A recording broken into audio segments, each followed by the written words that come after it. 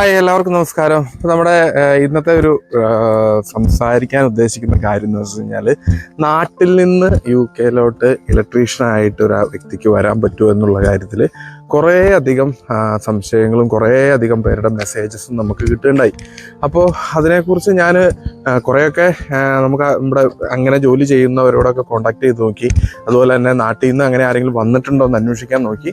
അപ്പോൾ അങ്ങനെ അതിൽ നിന്നൊക്കെ കിട്ടിയ ചില അറിവുകളും കാര്യങ്ങളൊക്കെയാണ് ഇന്നത്തെ ഈ വീഡിയോയിൽ ഞാൻ ഉൾക്കൊള്ളിക്കാൻ വേണ്ടി ശ്രമിച്ചിട്ടുള്ളത്. ശരി, ഞാൻ ആദ്യം തന്നെ ഉദ്ദേശിക്കുന്നത് എന്താണെന്ന് വെച്ച് കഴിഞ്ഞാൽ, ഈ നാട്ടിൽ നിന്ന് എൻ്റെ വ്യക്തിപരമായിട്ട് എനിക്ക് യാതൊരുവിധ അറിവുമില്ല അങ്ങനെ ആരെങ്കിലും വന്നിട്ടുള്ളതായിട്ട്. നേരിട്ട് ഒരു കമ്പനി COS നൽകി ഒരു ഇലക്ട്രീഷ്യനായിട്ടോ അല്ലെങ്കിൽ ഇലക്ട്രിക്കൽ ജോലിയിൽ വന്നേക്കുന്ന വ്യക്തികളെ ഞാൻ ഇതുവരെ പരിചയപ്പെട്ടിട്ടില്ല. പക്ഷേ ഇവിടെ വന്നിട്ട് നമ്മളിപ്പോൾ ഇവിടെ എത്തിച്ചേരാൻ പല മാർഗങ്ങളുണ്ട്. ഡിപ്പെൻഡൻ്റ് ആയിട്ട് വരുന്നവരുണ്ട്, സ്റ്റുഡൻ്റ് ആയിട്ട് വരുന്നവരുണ്ട്.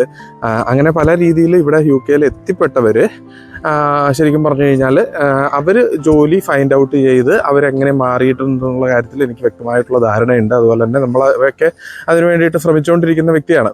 അപ്പോൾ നാട്ടിൽ നിന്നൊരു വ്യക്തി എന്നോട് പല നമ്മുടെ വീഡിയോസിൻ്റെ കീഴിൽ വന്നിട്ട് മെസ്സേജസ് ഇടുകയുണ്ടായി. ചേട്ടാ, എനിക്ക് നാട്ടിൽ നിന്ന് ഇങ്ങനെ ഇലക്ട്രീഷ്യനായിട്ട് വരാൻ പറ്റും ഇവിടേക്ക്. അപ്പോൾ ITI പഠിച്ചാണ്, ഡിപ്ലോമ പഠിച്ചാണ്. ആദ്യമേ തന്നെ പറയട്ടെ, നമ്മുടെ നാട്ടിലുള്ള ഒരു വിദ്യാഭ്യാസ ക്വാളിഫിക്കേഷനും ഇവർ ഇവിടെ അംഗീകരിക്കുന്നില്ല. ശരിക്കും പറഞ്ഞു കഴിഞ്ഞാൽ അംഗീകരിക്കുക എന്ന് ഉദ്ദേശിക്കുന്നത്, നമുക്ക് അവർ ചെയ്തൊരു കമ്പാരിറ്റബിലിറ്റി ചെയ്ത് നാരിക്കൊക്കെ ചെയ്ത് നമുക്ക് സർട്ടിഫിക്കറ്റ് തരുമെങ്കിലും നമുക്കൊരു ജോലി കിട്ടാൻ പാകത്തിന് അവർ ഉൾക്കൊള്ളണമെങ്കിൽ നമ്മുടെ എഡ്യൂക്കേഷൻ സിസ്റ്റത്തിനെ ഇവിടുത്തെ ഇതായിട്ട് ചേഞ്ച് ചെയ്ത് കൺവേർട്ട് ചെയ്യാൻ പറയുക, കമ്പയർ ചെയ്ത് നമ്മൾ സർട്ടിഫിക്കറ്റ് വാങ്ങുക.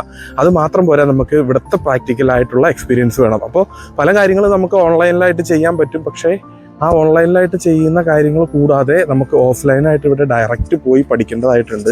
അപ്പോൾ അത് നാട്ടിൽ നിന്ന് ഒരിക്കലും നമുക്ക് പറ്റില്ലല്ലോ. അപ്പോൾ ചില സ്ഥാപനങ്ങൾ എന്ത് ചെയ്യുമെന്ന് വെച്ച് കഴിഞ്ഞാൽ, നാട്ടിൽ നിന്ന് നമുക്ക് ഇൻ്റർവ്യൂസൊക്കെ ഓൺലൈനിൽ തന്ന് നമുക്ക് ജോലി ഓഫർ ലെറ്റർ തന്ന് നമ്മളിവിടെ വന്നതിന് ശേഷം ഇവിടുത്തെ പ്രാക്ടിക്കലായിട്ടുള്ള പരീക്ഷ പഠിച്ച് പാസ്സാവുകയാണെങ്കിൽ ഒരു പക്ഷേ നമുക്ക് നാട്ടിൽ നിന്ന് തന്നെ അങ്ങനെ വരുന്നത് എത്രത്തോളം പ്രായോഗികമാകും, എത്ര ലക്ഷം രൂപ മുടക്കുന്നുണ്ട്, ആരെങ്കിലും അങ്ങനെ ഏജൻസികളായിട്ട് നമ്മൾ ഗൾഫായിട്ട് ഒരിക്കലും ഈ യൂറോപ്യൻ രാജ്യങ്ങളെ കമ്പയർ ചെയ്യരുത്. ഗൾഫിലേക്ക് നമുക്ക് സ്പോൺസർഷിപ്പിൽ പോകാൻ പറ്റും. ഏതെങ്കിലും ഒരു വിസിറ്റ് വിസയിലൊക്കെ പോയിട്ട് നമുക്ക് ജോലി അന്വേഷിച്ച് കണ്ടുപിടിക്കാനും അതുപോലെ തന്നെ ജോലി കിട്ടാനൊക്കെ സാഹചര്യങ്ങൾ ഒത്തിരി ഉണ്ട്. പക്ഷേ ഈ രാജ്യങ്ങളിലേക്ക് അങ്ങനെയുള്ളൊരു കാര്യത്തിൽ ഭയങ്കര ഡിഫിക്കൽട്ടാണ്. വെച്ച് കഴിഞ്ഞാൽ നമുക്ക് ഇവിടെ വേണ്ട കുറേ ക്വാളിഫിക്കേഷൻസുകളുണ്ട്. നമ്മുടെ ഈ രാജ്യത്തിൻ്റെ ഇലക്ട്രിക്കൽ റിലേറ്റഡ് ആയിട്ടുള്ള ക്വാളിഫിക്കേഷൻസ് ഓൺലൈനിൽ ചെയ്യാവുന്ന എക്സാമുകളെല്ലാം അവർ ഓൺലൈൻ ചെയ്യാം. നമുക്കത് ഇന്ത്യയിൽ നിന്നോ യൂറോപ്പിൽ നിന്നോ അല്ലെങ്കിൽ ഗൾഫിൽ നിന്നോ അമേരിക്കയിൽ നിന്നോ എവിടെ വേണമെങ്കിലും നമുക്ക് ചെയ്യാം. ഓൺലൈനിൽ ഫീസ് അടച്ച് നമുക്ക് എക്സാം അറ്റൻഡ് ചെയ്ത്, സാധാരണ ഈ നേഴ്സുമാരൊക്കെ ചെയ്യണം അങ്ങനെയാണല്ലോ. നാട്ടിൽ നിന്ന് അവർ ഓൺലൈനിലുള്ള എല്ലാ കാര്യങ്ങളും അവരൊന്ന് ചെയ്യും. എന്നിട്ട് ഇവിടെ വന്നിട്ട് ഒരു 3 മാസത്തിനുള്ളിൽ അവർക്ക് ഹോസ്കി എന്ന് പറഞ്ഞൊരു എക്സാം ഉണ്ട്. എന്ന് പറഞ്ഞ പോലെ നമുക്ക് ഇവിടെ വന്നിട്ട് ഇവിടുത്തെ വൊക്കേഷണൽ ക്വാളിഫിക്കേഷൻ നേടാൻ സാധിക്കുകയാണെങ്കിൽ നിങ്ങൾക്ക് നേരിട്ട് തന്നെ ജോലിയിൽ പ്രവേശിക്കാൻ പറ്റും. അപ്പോൾ നാട്ടിൽ നിന്ന് ചെയ്യാവുന്ന ഓൺലൈൻ കാര്യങ്ങളൊക്കെ ചെയ്തതിന് ശേഷം അതിനൊക്കെ പൈസ മുടക്കുന്നുണ്ട്. 1-2 രൂപയിലൊന്നും കാര്യങ്ങൾ നടക്കില്ല. ഒരു എക്സാം ഫീസിന് തന്നെ ഞാനിപ്പോൾ പറയുകയാണെങ്കിൽ 18th എഡിഷൻ എന്ന് പറഞ്ഞിട്ട് ഇലക്ട്രിക്കലിൽ ഇവിടുത്തെ ബേസിക് ആയിട്ടുള്ള ഒരു ക്വാളിഫിക്കേഷനാണ്. എല്ലാ വ്യക്തികൾക്കും മാൻഡേറ്ററി ആയിട്ട് നേടേണ്ട ഒരു ക്വാളിഫിക്കേഷനാണ് ഇലക്ട്രിക്കൽ സൈഡിൽ. അതിൻ്റെ എക്സാം ഫീസ് തന്നെ 116 പൗണ്ടാണ്. 116 എന്ന് പറഞ്ഞാൽ 12,000 രൂപയോളം വരും. അപ്പോൾ അങ്ങനെ ഓരോ എക്സാം ഫീസുകൾക്ക് പോലും അത്രയും ഫീസുകളുണ്ട്, അത്രയധികം ചിലവുകൾ വരുന്നുണ്ട്. അപ്പോൾ അതുകൊണ്ട് പിന്നെ COSൻ്റെ കാര്യം പറഞ്ഞു. COS sponsorship, certificate of sponsorship എന്നാണ് അതിൻ്റെ ഒരു ഫുൾ ഫോം. ഈ സ്പോൺസർഷിപ്പ് ഉണ്ടെങ്കിൽ നമ്മൾ നാട്ടിൽ ഗൾഫിലേക്കൊക്കെ ആണെങ്കിലും സ്പോൺസർഷിപ്പ് ഉണ്ടെങ്കിലാണെങ്കിലോ നമുക്ക് പോകാൻ പറ്റുള്ളൂ. ആരെങ്കിലും വിസ തരണ്ടേ. അപ്പോൾ അങ്ങനെ വിസ തരുന്ന ഒരു സംവിധാനത്തിനാണ് ഈ COS എന്ന് പറയുന്നത്. അപ്പോൾ അങ്ങനെ ഒരു ഇലക്ട്രീഷ്യൻ ജോബിലുള്ളവർക്കൊക്കെ COS കൊടുക്കുന്നുണ്ടോ എന്ന് ചോദിച്ചു കഴിഞ്ഞാൽ എനിക്കറിയത്തില്ല. അങ്ങനെ ശരിക്കും പറഞ്ഞു കഴിഞ്ഞാൽ ഒരു ബാൻഡ് 5 സാലറി ഉള്ളവർക്കൊക്കെയാണ് COS സാധാരണ സ്ഥാപനങ്ങൾ നൽകുക. അപ്പോൾ നമ്മുടെ ഈ സ്ഥാപനം COS നൽകുന്നുണ്ടോ, അല്ലെങ്കിൽ നമ്മൾ ജോലി ചെയ്യുന്ന സ്ഥാപനങ്ങൾ COS നൽകുമോ എന്നുള്ള കാര്യത്തെക്കുറിച്ച് അവരോട് ചോദിച്ച് അവർ അല്ലെങ്കിൽ COS ഫ്രീ ആയിട്ട് നൽകുമോ അല്ലെങ്കിൽ പൈസ കൊടുത്തിട്ട് COS നൽകുമോ, അങ്ങനെയൊക്കെയുള്ള കുറേയധികം ടോപ്പിക്കുകൾ കവർ ചെയ്യേണ്ടതായിട്ടുണ്ട് കേട്ടോ. അപ്പോൾ അതുകൊണ്ട് തന്നെ നമുക്കൊരു നാട്ടിൽ നിന്ന് ഒരു ഇലക്ട്രീഷ്യനായിട്ട് ഇങ്ങോട്ടേക്ക് വരിക എന്ന് പറഞ്ഞാൽ ഇച്ചിരി ഡിഫിക്കൽട്ടായിട്ടുള്ളൊരു ടാസ്ക് തന്നെയാണ്. അങ്ങനെ വന്നിട്ടുള്ളവരെ ഞാൻ ഇതുവരെയായിട്ട് എൻ്റെ ഗ്രൂപ്പിൽ മെറ്റ് ചെയ്തിട്ടില്ല. ഏകദേശം 115 പേരോളമായി ഇപ്പോൾ നമ്മുടെ ഗ്രൂപ്പിൽ. ഇവരെല്ലാവരും UK സ്റ്റുഡൻറ്റ് വിസയിൽ വന്നവരോ ഡിപ്പെൻഡൻ്റ് ആയിട്ടോ വന്നവരോ ആയിട്ടുള്ളവരാണ്. അപ്പോൾ അല്ലാതെ നാട്ടിൽ നിന്ന് നേരിട്ടൊരു ഇലക്ട്രീഷ്യനായിട്ട് ഇവിടെ കയറി വന്നിട്ടുള്ള ഒരാൾ പോലും നമ്മുടെ ഗ്രൂപ്പിൽ ഇതുവരെയും എത്തിയിട്ടില്ല.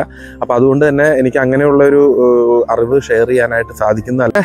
നമ്മൾ മറ്റൊരു പോയിന്റ് എന്ന് വെച്ച് കഴിഞ്ഞാൽ ഇൻഷുറൻസ് എമൗണ്ടുകൾ, COSൻ്റെ ഫീസുകൾ, ജോബ് ഓഫർ കിട്ടിക്കഴിയുമ്പോൾ നമുക്ക് അങ്ങനെയുള്ള കുറേ ഫീസുകളായിട്ട് നൽകേണ്ടതായിട്ടുണ്ട്. അപ്പോൾ COSനൊക്കെ ശരിക്കും പറഞ്ഞു കഴിഞ്ഞാൽ ഇവിടെ 3 കൊല്ലത്തേക്ക് ഏകദേശം 3600 പൗണ്ട് എന്ന് വെച്ച് കഴിഞ്ഞാൽ 3.5-4 ലക്ഷം രൂപയോളം നമുക്ക് COS ഫീസായിട്ട് വരുന്നുണ്ട്. അപ്പോൾ അതൊക്കെ ശരിക്കും പറഞ്ഞാൽ ഓരോ സ്ഥാപനങ്ങൾ നമുക്ക് ഫ്രീ ആയിട്ട് തരുവാണെങ്കിൽ നമ്മൾ അത്രയും പൈസ ഉണ്ടാക്കേണ്ടതായിട്ടില്ല.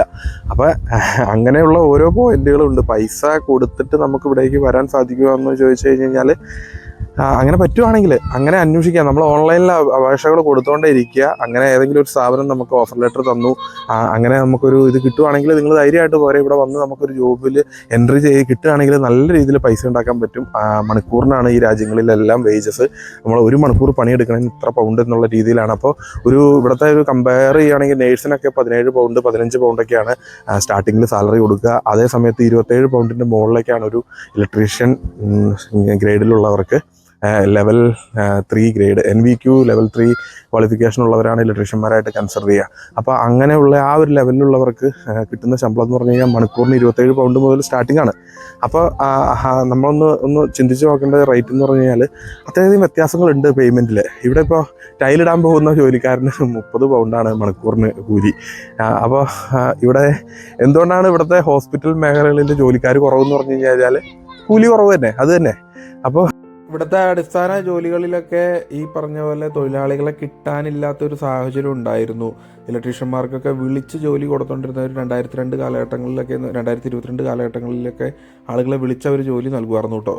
ഇങ്ങനെ ബേസിക് പേയ്മെൻറ്റിൽ ജോലി ചെയ്ത് ജീവിക്കുന്നവർക്ക് പോലും നല്ല സുഖമായിട്ട് ഫുൾ ടൈമിൽ ജോലി ചെയ്ത് കഴിഞ്ഞാൽ ഇവിടെ സന്തോഷമായിട്ട് ജീവിക്കാൻ പറ്റും. അങ്ങനെയൊക്കെയുള്ള ജീവിത സാഹചര്യങ്ങൾ പല കാര്യങ്ങളും കണക്ക് കൂട്ടിയിട്ടാണ് ഇവിടെ അടിസ്ഥാന വേതനങ്ങൾ നിശ്ചയിച്ചിട്ടുള്ളതും. ഇപ്പോൾ 11.40 ഉള്ളത്. ഞാൻ കമ്പയർ ചെയ്യാൻ കാരണം ജസ്റ്റ് എന്ന് വെച്ച് കഴിഞ്ഞാൽ നമ്മൾ വിചാരിക്കും ഇപ്പോൾ നാട്ടിൽ നിന്നൊക്കെ ചിന്തിക്കും നേഴ്സുമാരാണ് ഇവിടുത്തെ മാക്സിമം ഏറ്റവും വലിയ സാലറി, അല്ലെങ്കിൽ ഹോസ്പിറ്റലിൽ ജോലി ചെയ്യുന്നവരാണ് ഏറ്റവും കൂടുതൽ സാലറി എന്നൊന്നും കരുത്. ഇവിടുത്തെ അടിസ്ഥാന ജോലികൾക്ക് പോലും അതിൽ കൂടുതൽ ശമ്പളം ഉള്ളത് കൊണ്ടാണ് ഇവിടെ അങ്ങനെയുള്ള ഹെൽത്ത് കെയർ മേഖലകളിൽ ജോലി ചെയ്യാനായിട്ട് ആളുകളെ കിട്ടാൻ ചാൻസസ് കുറവ് എന്നും കൂടി. ഇവിടുത്തെ ലോക്കലായിട്ടുള്ള ആളുകൾ ഇങ്ങനെയുള്ള ഹെൽത്ത് കെയർ മേഖലകളിൽ 100-ൽ ഒരു 25 പേരൊക്കെ ഉള്ളൂ. ബാക്കി 75 പേര് പുറത്തുനിന്നുള്ളവരാണ്. അപ്പം നമ്മുടെ ഗ്രൂപ്പിൽ നിങ്ങൾക്ക് ആർക്ക് വേണമെങ്കിലും ജോയിൻ ചെയ്യാനായിട്ട് താല്പര്യം, ഇലക്ട്രിക്കൽ സൈഡിൽ ജോലി അന്വേഷിക്കുന്നവരോ അല്ലെങ്കിൽ ഈ പറഞ്ഞ പോലെ ഇലക്ട്രിക്കൽ സൈഡിൽ ഉള്ള അഡ്വൈസസ് എന്തെങ്കിലും ആഗ്രഹിക്കുന്നവരൊക്കെ ഗ്രൂപ്പിൽ ചേരാവുന്നതാണ്. ഇപ്പം 100, 110, 15 പേരോളം ഉണ്ടെന്ന് പറഞ്ഞല്ലോ. ഈ 115 പേരിൽ ഇവിടെ ഇലക്ട്രിക്കലായിട്ട് ജോലി ചെയ്യുന്നവരുണ്ട്, ഇലക്ട്രിക്കൽ പഠിക്കുന്നവരുണ്ട്, ഇലക്ട്രിക്കൽ ഫീൽഡിലേക്ക് ജോലി അന്വേഷിച്ചുകൊണ്ടിരിക്കുന്നവരുണ്ട്. അങ്ങനെ പല രീതിയിലുള്ളവരുണ്ട് കേട്ടോ. അപ്പോൾ അതുകൊണ്ട് തന്നെ അവരുടെയൊക്കെ ഓരോ എക്സ്പീരിയൻസ് നമ്മൾ ഓരോ ദിവസം ഓരോ ടോപ്പിക്ക് വെച്ചിട്ട് ചർച്ച നടക്കാറുണ്ട്. വലിയ എന്ന് വെച്ചാൽ ജോലി ഇല്ലാത്ത സമയത്ത് നടക്കും. അറിവുകൾ ചോദിക്കുന്നവർക്ക് മറുപടി കൊടുക്കും.